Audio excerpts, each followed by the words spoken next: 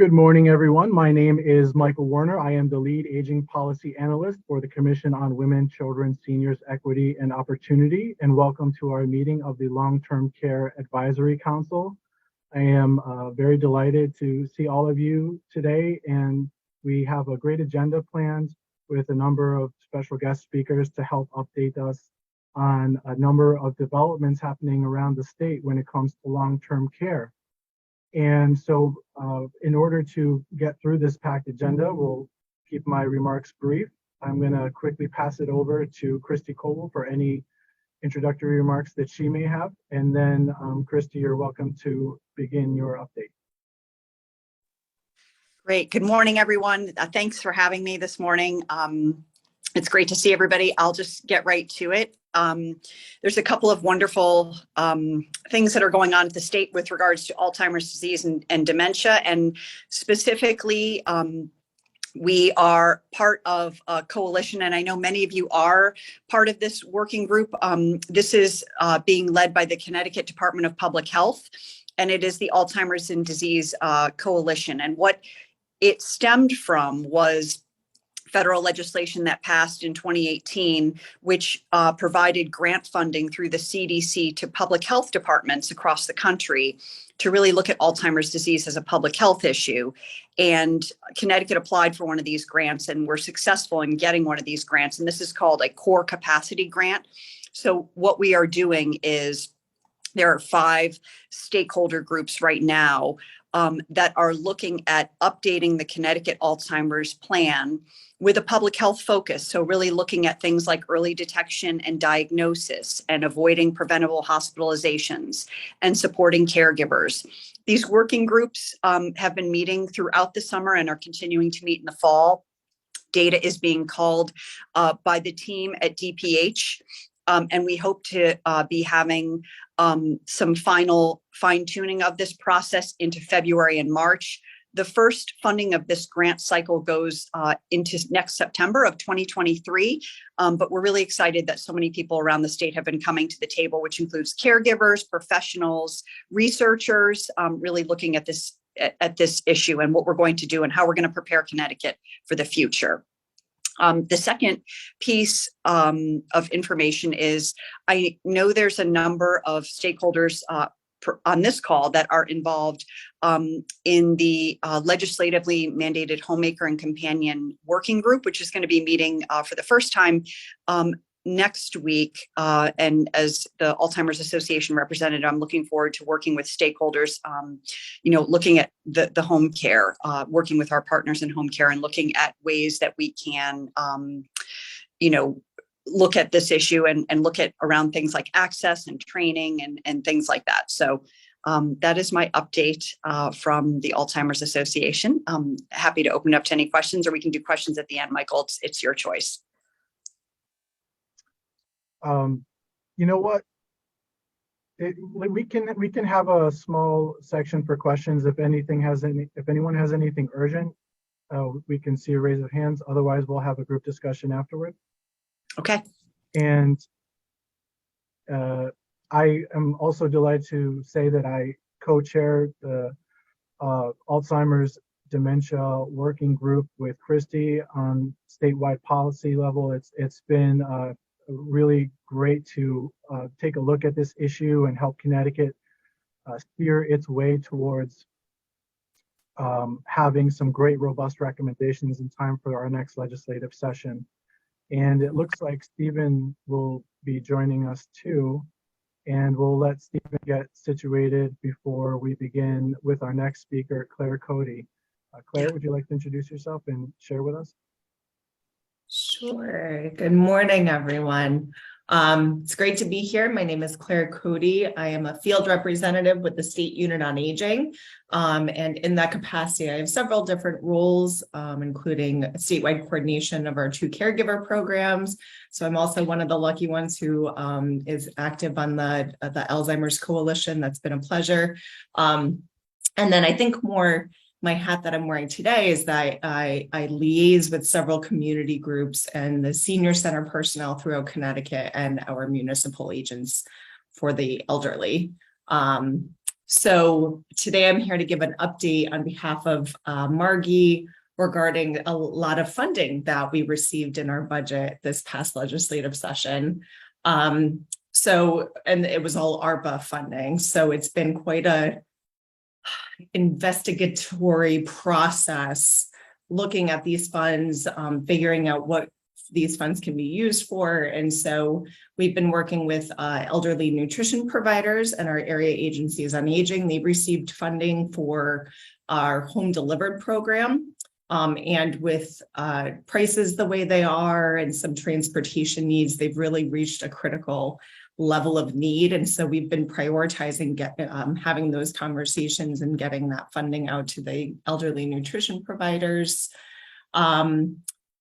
Each of our AAAs will also be receiving respite funds. Right now, we're in a good position because we had received other ARPA funds to support respite care for caregivers of all ages and backgrounds, and specifically those who are caring for individuals with Alzheimer's and related dementias. So we do have that on the back burner right now as a project that we'll push forward with in the future. The AAAs are also receiving funding. So we've been working with them, and I see Maureen's on the call, so I'm sure she'll have more to share about that. And they're figuring out their own internal processes regarding that money that they'll be receiving. And then the bulk of our funds, which was very exciting, were specifically allocated for senior centers. So we have some senior centers who are receiving additional funding. And so we're working with them individually, including Ellington was recently included. They're a pot of money for, I believe it's an outdoor recreation area. So we're also working with them in terms of how to distribute that and supporting whatever exciting project they have. And then we have $10 million to be allocated and disseminated to senior centers throughout Connecticut.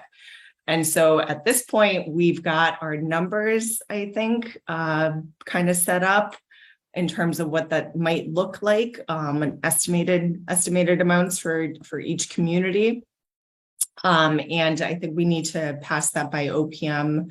I'm drafting a letter that'll go out to townwide leadership, and then we'll communicate through our AAAs and through CASP to senior center personnel to make sure that they're aware that their leaders have received the allocation, and we'll give them in that correspondence, which should be in the next couple of weeks. We're hopeful to do it in the month of September for Senior Center Month, a little celebration and good news that to encourage each other to work together. To understand senior center needs, and we'll give them some examples as to eligible uses and what they can be used for. So outside of funding, we also got funding for a senior center, a permanent senior center position, and what it will look like, a senior center kind of liaison and a municipal liaison that will be housed in the State Unit on Aging. In July, I think we had up to 7 employment opportunities posted, which is wonderful. We're severely understaffed right now, but still taking on these new projects. And so as far as I'm aware, maybe some interviews have started for some of those positions. Included were 2 field representative positions. I noted that my title is field representative. We have a number of staff in that same field representative role here at the State Unit. And so once I think there are 2 that should be hired, then at some point we'll all be shifted and somebody's role will be senior center liaison. We'll figure out what that looks like. So it's exciting stuff. It's a lot of work. Myself and other people, program folks, as well as our staff attorney, Laura Stronning, have been really busy figuring out and working with all of these fine individuals who will be in receipt of this funding. We're just trying to make sure we're doing it properly. So thanks for having me. Thank you very much. I will open it now to Steve, who has joined us. Thank you, Claire, and thank you all of you. I'll soon be at a horizontal spot where I will join you by video. But I just wanted to thank you, Claire. You know, it just seems, even from your report alone, and I know that we're going to hear from Mairead shortly, but it just seems that there's finally an organized center of gravity of energy that our investors, our government, and our communities are really putting toward aging and our seniors. So I want to thank you for the role that all of you are playing in this work, especially in the realm of long-term care. So next we have Mairead Painter. Welcome, Mairead. I know that you're going to be giving us an update as well. I am. Excuse me. Thank you. Good morning. It's nice to see everybody. Some people I've seen within the past hour and some people I haven't seen in a while. So I just wanted to give a quick update on what's happening with my office. We've had a lot of turnover, I think, like many of the state agencies. We will be bringing on 2 new regional ombudsmen, as well as a new administrative assistant and the community ombudsman position. Because of that, it's been a very busy period of time, as well as we continue to receive a lot of ongoing care and quality concerns in our long-term care settings. We last week had our annual Voices Forum, where many of these concerns were addressed by residents, including staffing, financing, quality, transparency. Residents were able to speak to what's happening currently in their nursing homes, and to speak to, I would say, policymakers as well as agency heads. So I think it's really important that they heard that directly from the residents. We have an active statewide family council that's been meeting. So if there's any families out there that would like to join the statewide family council or start a family council in their nursing home, we're encouraging them to reach out to them. And we're one of, I think, 2, maybe 3 states in the country that have that. So I'm really proud of our family members for moving that forward. With the Elder Justice Coalition, we are having an upcoming symposium. You can register for that on our website. It's going to be on October 18th. It's being hosted by AARP. I want to give a big shout out to Erica Mikulowski, who has been working to coordinate that with us and put that together. Happy to send information out to people if you want to reach out to me regarding attending that. We've moved forward with the Managed Residential Community Work Group that came out of last session. We've had several meetings now, and we continue, I believe, to make good strides in the development of a language that we might be able to propose next session and have everybody on board with, hopefully, by the time we get to that point. Also wanted to let you know that there was a congressional hearing yesterday related to the coronavirus and the impact in or to long-term care communities, to nursing homes. And I did provide a letter for that, as did many of the family members and some residents here in Connecticut. And nationally, there is a new quality coalition that has been formed called the Moving Forward Nursing Home Quality Coalition. It's going to be a 2-year initiative to improve nursing home quality. And it was launched formally. It's a diverse group of nursing home residents, care partners, family members, providers, leading experts in the field. And we're going to work to develop and test action plans and advance recommendations that are outlined in a report that was released by the National Academics of Sciences, Engineering, and Medicine that came out in 2022. I will be on the group that's working to expand and enhance quality measurement and continuous quality improvement, along with Kate McAvoy, who's now at Millbank. So that's what's going on with us. Have to answer any questions. Thank you, Mairead. And I know that during the last legislative session, there were a number of action items that came your way. I was wondering if you wouldn't mind also sharing with us about involuntary discharges, the statute that came up with that, and also the rent control work group that you were participating in or running. I couldn't hear the last part, Michael. You're very faint. Pardon me, the rent control work group that you've been working on as well? So that's the MRC work group. And so we have been meeting, and we're looking at ways to move language forward that helps provide additional protections for individuals moving into MRCs. as well as how those things are disclosed to them. So we don't have anything to release at this time, but we've been meeting regularly to develop that language. For the involuntary discharge notices, the portal is up, running, and being used by nursing homes to report involuntary discharges, so that we're hoping within the next, by the end of next year, we'll have good data to be able to pull from that and share as to where the gaps are, maybe under what diagnoses we're seeing the most involuntary discharges, where we're seeing people discharged to, and going to encourage that maybe that's used by state agencies as a platform, maybe where all the data can be stored, but permissions are only given as appropriate, but that we can use one source for the data to make recommendations. For the residential care homes, our IT specialists will be finishing up the final touches to make it available for them, and then they'll report in that system as well.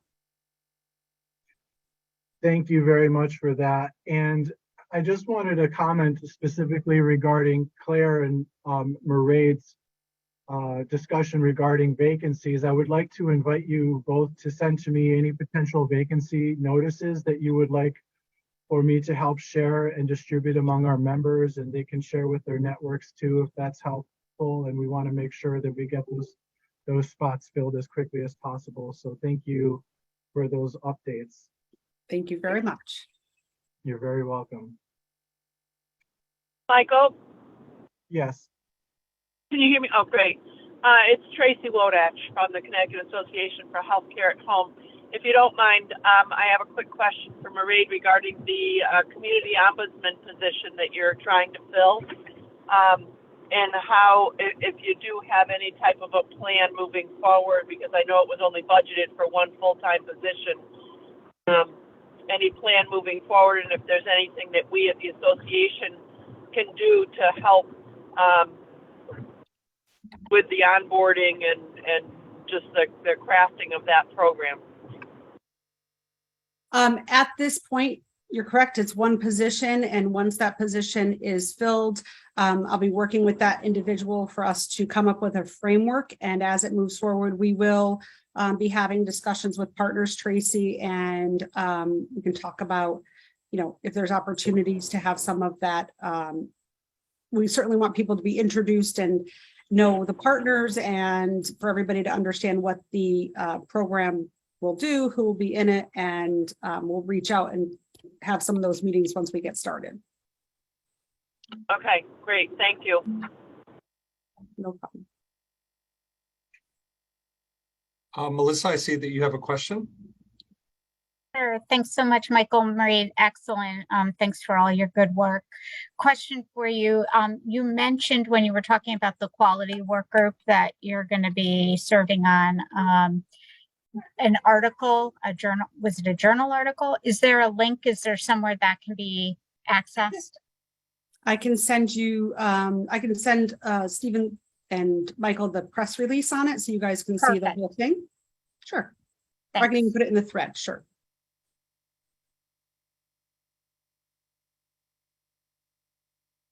Great, thank you. Without seeing further questions, I see that we also have an update from the Connecticut Department of Banking.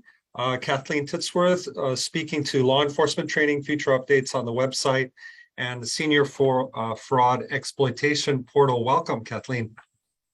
Hi, thank you, Stephen. Nice to see you. Yes, I had a nice talk with Michael last week, so we caught up on things. And yeah, just to briefly mention the portal, the Coalition for Elder Justice, which of course Mairead is the co-chair, and the Department of Banking, we're on the steering committee for that.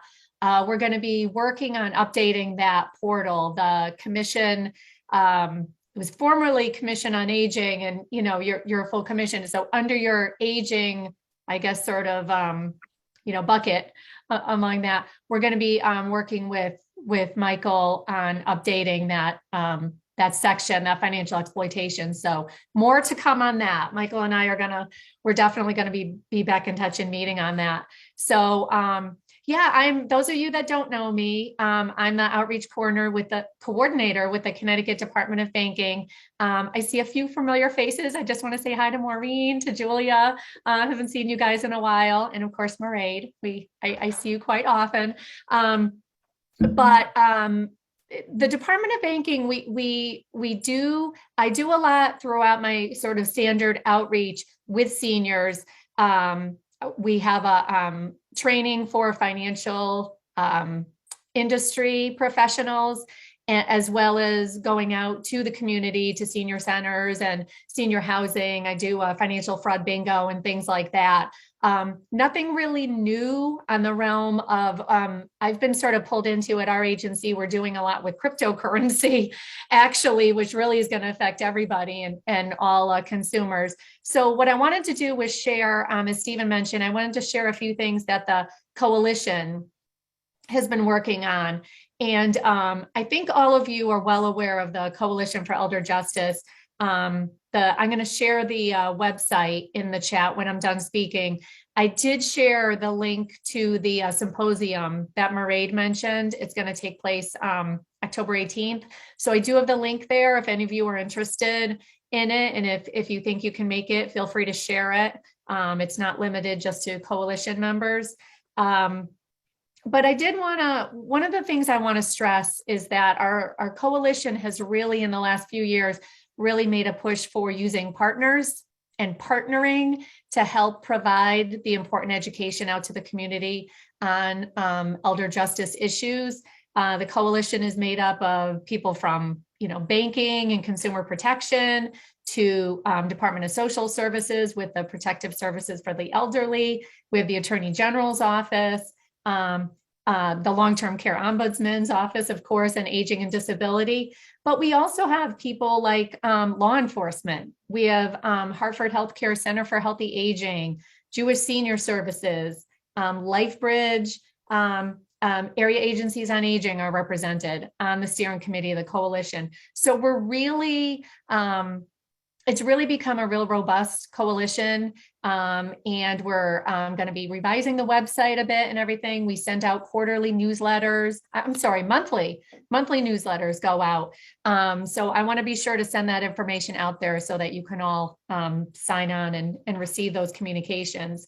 But as far as the education and partnering that I discussed, one of the things we did in 2022 was training for the Connecticut Police Academy. They have a peer support training and they received a grant for, and members of the coalition got together. We had 3 members in June and 3 members in August give 2 separate trainings to the Police Academy, state police, as part of their peer training.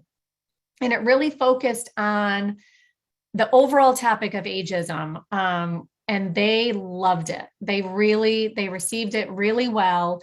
The topics we covered: partnering, the importance of partnering to help prevent abuse, navigating support, education. We shared, signs of potential abuse and exploitation. You can never give them enough training on that.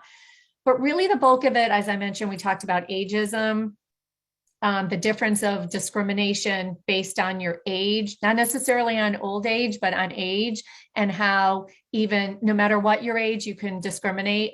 Laura Stowning at one of our trainings went around and asked them, what do you consider to be old?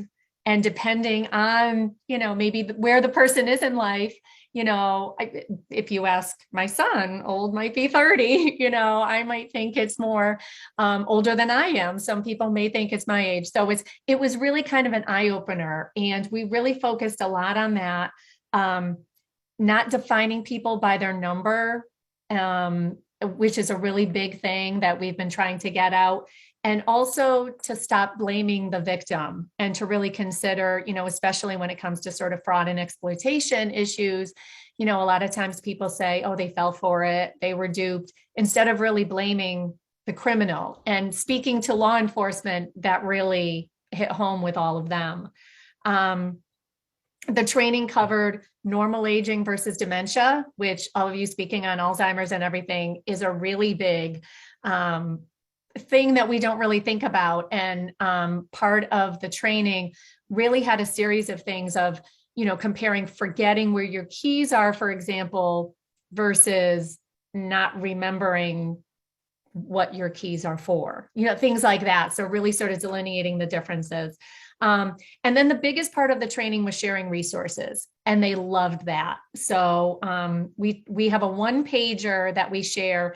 I think we really want to maybe try to enhance that and make sure we have resources that law enforcement can utilize. Everything from state resources, the long-term cares, ombudsman's office, to protective services, to the unit on aging, to local and community resources, such as the area's agencies on aging and things like that, because the issues run from housing, transportation, all these issues that you all know, legal services, but this was a real eye opener for them. So it was a really great training. We were really happy about it. We hope to work more with the police academy and law enforcement. And then just really to wrap up, Mairead talked about the symposium, and I really just kind of reiterate what I had said about the training that we're trying to do, all of the coalition members working together. I shared with you sort of between state agencies and local and community. Laura and Mairead have just been great leaders on this. I can't say enough. And, the other thing I just want to mention is I had spoken with someone on the coalition, and they wanted me to make sure to share. There's also been a shift, and not just talking about seniors and helping seniors, which of course is the main focus, but we really want to protect families overall. And there's been even a shift to help educate university students and things like that. So, so that's kind of in short, the work of the coalition. And just if you're interested in getting those monthly newsletters, all the hard work that's done is put out there as well. Thank you, Kathleen. Any questions or reflections on Kathleen's report? Stephen, I just want to, Kathleen, I forgot to mention, and she did, about the students, and I know we have one student on today, but just how important it's been and how helpful it's been to have students engaging with older adults and individuals that we serve. And it does make a huge difference. So if you have the opportunity to support a student or to link up with a university for something, I know that's something that we're doing through the coalition and our office. Thank you, Mairead, and thank you, Adelaide. I see that you have to leave, but that shout out goes out to you partially. So thank you so much. Great. Unless there are any other reflections, we'll move to the next part of our presentation. We have Chrissy Schettini from the Connecticut Association of Adult Day Services. Welcome, Chrissy. Hi, everybody. Thank you so much. And thank you so much for inviting me. This is very interesting hearing about all of these great programs and resources, what's happening around the state. Very exciting, and I'm really glad to be here. So thank you so much. My name is Chrissy Schettini. I am one of the vice president on the Connecticut Association of Adult Day Service. My background is mostly in adult day services. I also work with the National Association of Adult Day Services, and together with many providers around the state, we are working to expand and enhance adult day services to seniors and folks with disabilities in Connecticut. We work closely with Mr. Andre, who's also on this call, part of our board on the association. And Mr. Warner asked me to come today just to give you a brief update about what some of the projects, what we've been working on, as well as the working group that has been formed by Representative Garibay in response to our hope to increase access to adult day services in Connecticut. So just briefly to let you know, the association has been working tirelessly to educate and advocate for adult day services. We partner with the access agencies. One of the projects, what we're working on currently, is to increase awareness and utilization of adult day services through training and outreach to the access agencies, case managers. We're working on a training piece, and we work closely with Ms. Jennifer Cavallero and her team at DSS. We're very lucky to be working with them in order to kind of enhance this outreach and allow more utilization of adult day services. If you're not familiar with adult day services, I'm sure you all are, but we are one of the community-based services caring for seniors and peoples with disabilities who have a need for supervision during the day. Our programs provide supervision, nursing services, meals, transportation to and from the programs, and a plethora of activities, both in the center and as part of the community. So we offer a great opportunity for seniors and folks with disabilities to stay active and thrive in their community, as well as to be in a safe and secure environment while collaborating with their care managers and physicians and family members. One of the goals, what we have, is to increase the usage of adult day centers because we have, after the pandemic, it has been difficult for centers to expand and grow. Obviously, our population, and seems the common population, what we're all serving here in this meeting, was the target of the pandemic. And those folks, the community is still recovering from the effects of that. So we're working very hard to expand access to adult day services and help folks to learn more and benefit from our programs. We're also lucky enough to be participating in a working group with Representative Garibay and several members, some of who are actually on this call as well today. We just came from the meeting this morning, so it's nice to see you folks again today. And we're working hard to explore different paths of expanding adult day service, possibly expanding eligibility to include additional age groups, maybe beyond the 65 plus, maybe including different resources and ways for people to access adult day service, as well as to get a real understanding of how we can use this industry to grow and enhance and supplement other services and programs that are being developed and put into place in Connecticut. So it's really exciting work. We've had three meetings so far, and we met today. And everybody is really involved in participating, sharing great ideas. We had a guest speaker today, the president of the National Adult Day Service Association, who brought some great perspective from other states and the way things are expanding and working around the country, which gives us some great ideas and ways to help in Connecticut. And also we are working to, sorry, I just lost my thought. Also, we're working to understand and expand within the current folks that are able to utilize adult day service. So it's a great partnership with DSS, with Representative Garibay, her team, some folks from OPM, the State Unit on Aging, the Access Agency. So we really have all of the knowledge and expertise to kind of help this industry. And the second thing, which Mr. Michael had asked me to update this group on, is some ARPA funding that was allocated for the adult day centers. We are very gracious and happy to accept a $3 million allotment allocation that came from the legislative session of ARPA funding. I wished I'd had more of an update on the actual disbursement of those funds, but it's still being worked on very carefully through DSS. They've assigned a liaison to help work with the adult day centers to see exactly how we can allocate this funding and be able to make the best use of it. We have presented them with some ideas and had some discussions revolving around some of the most useful ways, in our opinion, what we could do to best utilize this money. Just to briefly state what they are, it was the number one idea we had was for transportation to and from our adult day programs, because right now transportation expenses have since very much increased over the last few years. And it is currently included as part of the rate, what we receive for a daily attendance at an adult day center. So it includes, your nursing services, meals, activities, socialization, the cost of the center, as well as round trip transportation to and from the program. door-to-door transportation, escorted and assisted for people that need it in and out of the van. So we thought transportation. Additionally, food has been a big expense, increase in expense. So we had proposed the idea around food. And third, staffing.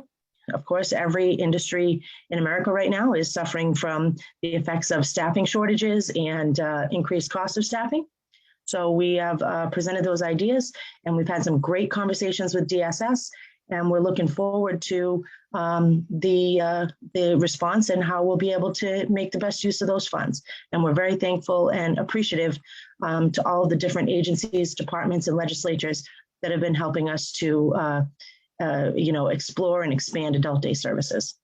So I hope that covers everything, what you guys wanted to hear from us and the Connecticut Association. And again, I'm really glad to be invited here today, and I thank you so much. Chrissy, thank you so much. And please, I want you to feel that you're part of the group. When you think about addressing isolation and the key role that you play in addressing isolation, certainly pre-pandemic, but especially after pandemic, when so many people are wanting to be reconnected in meaningful ways, but may be afraid or find it difficult for some of the reasons that you stated. So we really appreciate you being here, Chrissy, and for your report. Thank you. Thank you so much. Unless there are any comments or reflections, any other reflections on this presentation or any of the others, we do have the benefit today. As you know, we have a very close relationship with the Long-Term Care Planning Committee. Our relationship is one where we inform each other. This group here is an advisory group in some ways, but also an expert group, a lived experience group as well. You represent lived experience, and the Planning Committee does its work over a period of time, and they're here today to give us an update on some of what they've been working on. I know that they just met last Tuesday, so I know they have a robust update. We have Melissa Morton, LTCPC Chair from OPM, joining us today. Hi, Melissa. Hi, thanks so much, Steve. Hi, everybody. I'm just popping on to quickly give all of you an overview on what the Long-Term Care Planning Committee has been working on. Currently, we are working on our rebalancing statistics for state fiscal year 2022. The last piece of state data was received yesterday, so I should be putting the final touches on our rebalancing stats and being able to share them with all of you, I would guess within the next 6 weeks or so. They'll be posted on the Long-Term Care Planning Committee website. And for those of you who aren't familiar, every year the Office of Policy and Management, in coordination with the Long-Term Care Planning Committee, puts together a report to the legislature that tracks how many individuals on Medicaid are receiving services in the community versus in an institutional setting. And we also track the Medicaid spending that goes along with that. The Long-Term Care Planning Committee has had an over decade-long goal of having 75% of Connecticut Medicaid consumers receive their services in the community and only 25% in an institution by 2025. And we have been on target to meet that goal. The exciting part about our next 3-year plan is it's going to bring us almost to 2025. So we're about to cross the threshold and be at a point where we can look back to the start of that goal in 2007 and see how far we've come. And we're hoping to get the Medicaid financing to follow the individual in terms of the proportion of dollars spent in the community being higher than that spent on institutional care. So that again should be coming out. The other thing that occurred at our September meeting, and this happens every September at our long-term care planning committee meeting, is we invite the Department of Social Services Community Options team to attend the meeting and provide a presentation on Department of Social Services rebalancing efforts. The majority of the state's rebalancing efforts do in fact come out of the Community Options Unit of the Department of Social Services. So every year, Dawn Lambert and her team come and present on the various home and community-based services projects that they're working on. This year, the main focus of the presentation was on their ARP 9817 initiatives and what the state has been doing with the American Rescue Plan funding. And it was extremely informative, tons of information. There is a very detailed PowerPoint that the group shared. I put the link in the chat here. It links to the Long-Term Care Planning Committee website, and you can see the presentation. If anybody wishes to actually watch the presentation, if you follow the link to the Long-Term Care Planning Committee website, you can click on minutes, and there's an embedded link in our minutes that will lead you straight to a recording of the meeting, so you can actually watch the full presentation. It was quite robust. It went over an hour. So a lot of good information shared on the various initiatives that are happening. Our next meeting will be in December, and that will be a formal presentation of the rebalancing statistics. Thank you, Melissa. Are there any questions or reflections for Melissa? Melissa, I know that you'll be working closely with Michael, with us, in anticipation of your December meeting, but also after. My sense is that our next meeting will be shortly after your next meeting, so that we can reflect and kind of work together, again, building up to and immediately after. There's a strategy here, and in some ways, you know, we're also here to help buttress whatever legislative and policy efforts you may have as you move into the next policy season of the legislature. I know that we can help with that, and I know Michael is poised to help with that. Michael, anything further? Yeah, thank you very much, Stephen. As we move forward to this next section of the agenda, I just wanted to open up to the group to have a discussion about any legislative concepts that they might have in mind as a priority for the upcoming legislative session. For example, the Alzheimer's and dementia care work group that Christy and I are working on, we have a particular legislative goal of having a statewide dementia care coordinator similar to the recently enacted statewide senior center coordinator that's being implemented. And so that's something that we're going to be working on. We've already given a notice to the Senate Appropriations Chair, Senator Kathy Austin, about that idea. And it's something we're going to be pursuing, and hopefully we'll see that one through. And okay, so I see our first hand, Melissa, and then we can open it up to anyone else who would like to speak. Hi, Melissa. Thank you. You triggered me, Michael, in your comments to remind everybody that as folks start thinking about policy initiatives for the upcoming session, to please go back and revisit the 2022 long-term services and supports plan, because all of you helped to substantially inform that plan. And for the first time ever, we actually did surveys out to users of the long-term services and support system, and we held focus groups that helped to inform the recommendations that are in the plan. We completely overhauled the recommendations for long-term services and supports in the state.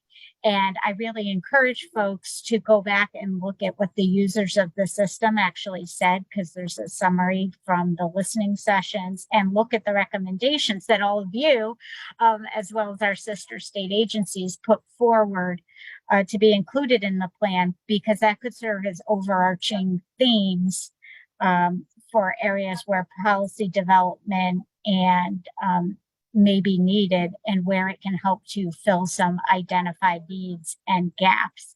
And also annually, I do go back and do an update on where the state is in achieving the goals of the long-term services and supports plan. So it would be great to be able to see some policy align with the recommendations that are in that plan. And it also includes data that you can use to bolster your legislative arguments. Thank you. Pardon me, Steve. I just wanted to quickly reflect. Thank you so much, Melissa, for that update. And I would highly encourage everyone to take a look in the chat for the link to the PowerPoint presentation by DSS. It was very informative. And also the meeting is available on CTN on demand for those who would like to look it up. It was a really great meeting. And one of the things that caught my attention was the piloting of a new program for presumptive eligibility for Medicaid Savings Program members, and looking at how we can accurately predict outcomes for that. And so that sounds very exciting, and I'll be looking forward to the work on that. And before we pass it to Matt, I'll get it over to Steve real quick for any comments he may have. Thank you. That was it, Michael. You pulled out the comment I was going to reflect on, so thank you so much. And next we have Matt. Sorry, go ahead, Matt. Oh, thanks so very much. I just wanted to express my gratitude to the leadership of the advisory committee for today's agenda. We really can't perform our advisory role if we're not fully apprised of everything and the full range of things that are going out in the community. And so the Alzheimer's Association report and everything from the banking report and so on is so helpful to this committee to receive this information. So thank you for that. I wanted to spike out the Ombudsman's report, noting specifically the Ombudsman Voices Forum this year. I've had the privilege of attending that forum for many years, I think right from the very beginning in my previous capacity in Connecticut state government, but also as a representative of the Connecticut nursing home and assisted living communities. And it was really an extraordinary event again this year. And I just wanted to echo a comment made earlier about staffing being one of the principal concerns that is being experienced in the healthcare sector. And it's something that we talked about at our last advisory council meeting. And staffing from the nursing home residents' perspective kind of rose to the top of a great many concerns that were expressed. But to hear it from the perspective of how staffing and lack of staffing shortages affect nursing homes from their own voices is really quite important. And I really want to congratulate Mairead Painter and the program for organizing that this year. Now, she's too shy to mention this, but during the forum as well, she was recognized and honored by the AARP with an advocacy award. So also congratulations to Mairead specifically for that. And finally, I just wanted to echo what I heard about the Long-Term Care Planning Committee report from earlier this week, and specifically the Department of Social Services report. And I did monitor the meeting itself, but I've gone back and printed the report. I'm sharing the report with my group related to what Melissa Morton had expressed. I would say that we are galloping towards the 75-25 rebalancing ratio set in 2007.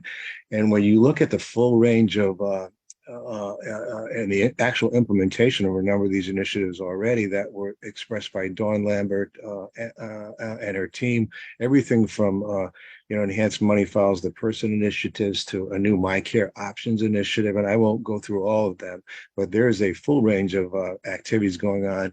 And when you add those towards, you're already moving towards the 75-25 ratio goal, I think we're well on our way to getting there. Don't you think so, Melissa?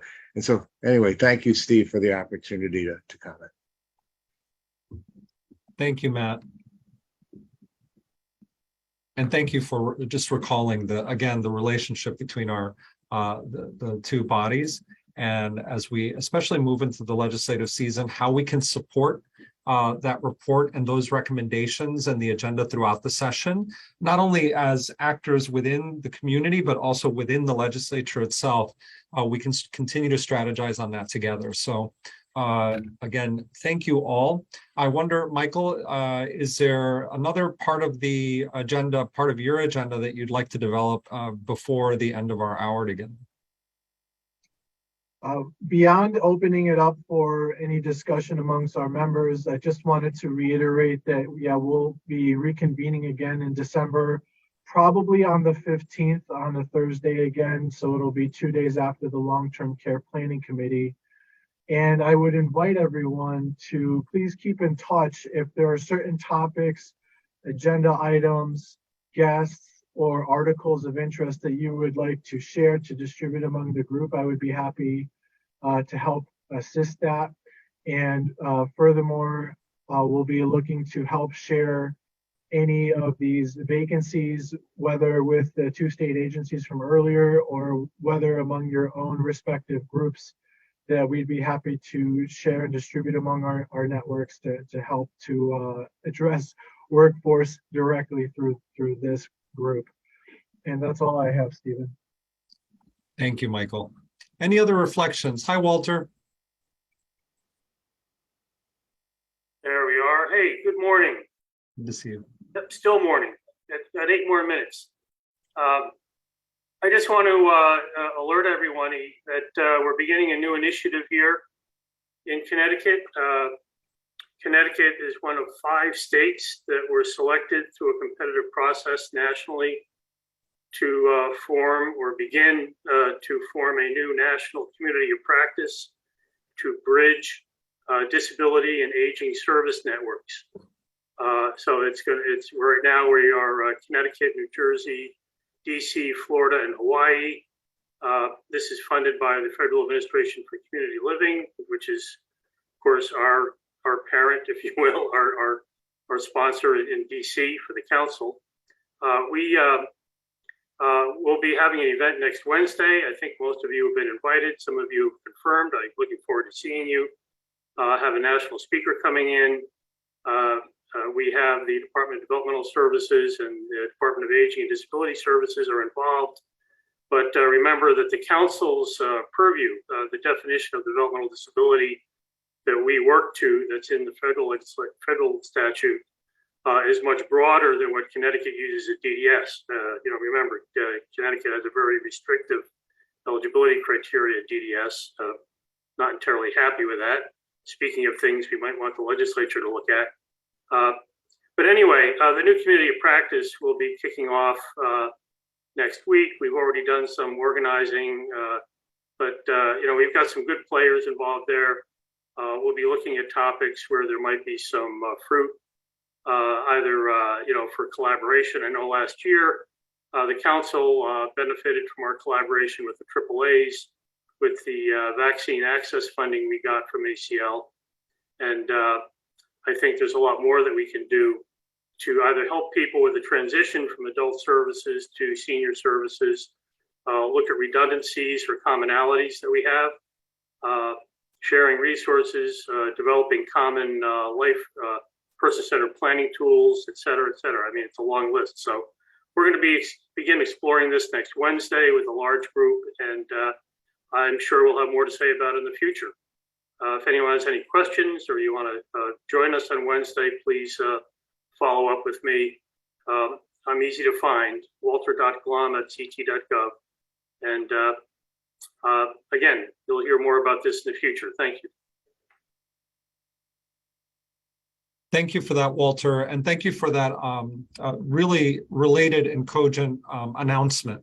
I know, Michael, you've put in some information on the chat as well, and that's the kind of linking I think that we can, as a group, not only in our work together here, but also our independent work of this body that relates very closely to long-term care. I can't think of anything more important than the linking of the two communities that in so many ways are interconnected by systems and by services. So thank you for that, Walter. Any other thoughts, reflections, discussion, announcements? Go ahead, Christy. Hi, Christy. I'm in a adult day center, so there's a little bit of noise here. So please forgive me. But I wanted to just circle back to my initial comments on the Department of Public Health and their efforts. And if that is something that people would like a little more of an in-depth presentation, I think that would be helpful in a future meeting. And I was remiss in not acknowledging Michael as my co-chair on the statewide policy steering committee. But there are other work groups around education, early detection and diagnosis. There's a number of people on this call, but I think that could be helpful. And also, I think it would be helpful to be able to, going into the legislative session, really understand what people are working on as they're developing this so we can support each other. I think that would also be something really beneficial. Thank you, Christy. Thanks. Anyone else? Any other reflections? Well, great. Is Christy having a nice time at the Adult Day Center? They are. I'm at Sunset Shore, and there's some sort of, they're having a huge celebration. So they were gracious enough. I was down here for an awareness event. They were gracious enough to give me an office, but it's quite a party behind the store. It's quite lovely. It's Adult Day Services Week It this is. week. So there, a lot of centers are doing celebrations and special events. Our center's doing a celebration on Friday. All across the country, Adult Day centers are doing Adult Day Services Week this week. So I'm glad you're there and having a nice time. Thank you. Sorry. Thank you both. Michael, I'll pass it to you to close us out. Okay, very good. So thank you all for attending our September meeting of the Long-Term Care Advisory Council. As I mentioned earlier, keep in touch, and we look forward to seeing you next December, and keep your ideas percolating. We want to make sure, as Christy was just discussing, to all be supportive of each other as we move forward. Thank you kindly. Great. Thanks, everybody. Thank you.